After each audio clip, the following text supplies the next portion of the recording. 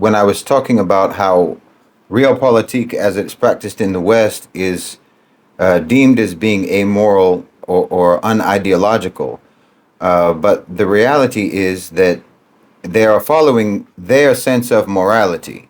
They're just being honest about it. This is the difference between realpolitik and every other form of political practitioner, which is that they're simply being honest about the fact that they approach politics in a way that doesn't really factor in morality. And this is consistent with the West's deprioritization of morality. And I think, of course, they deprioritize morality because it's not really a concept that they fully understand anyway, and they don't really see the value in it. So I think that just to clarify, I think that realpolitik simply means approaching politics, approaching policy, approaching strategy in the most effective way possible, according to the moral sense that you have.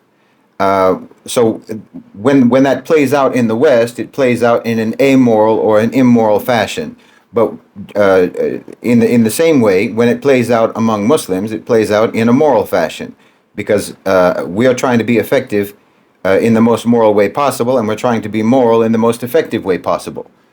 And so, for example, I would even say that we shouldn't use the term or the phrase "lesser of two evils." We should use more what Allah subhanahu wa ta'ala refers to in the Quran, which is to do what's better between the available options.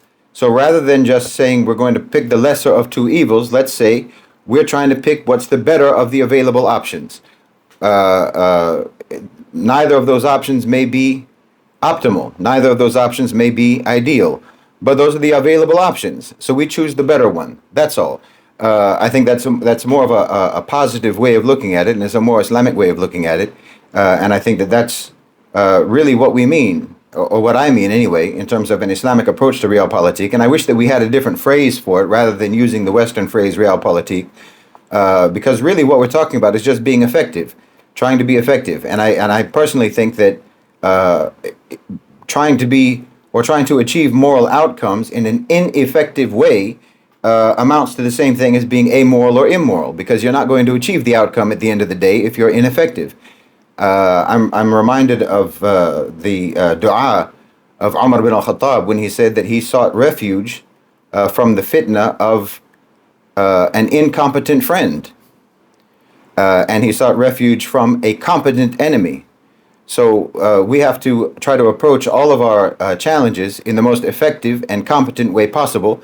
And that means being realistic, that means being practical, that means being pragmatic, so that we can be effective to achieve what's better. Rather than saying the lesser of two evils, we're trying to achieve whatever is better according to what is actually possible to achieve. That's all I wanted to say.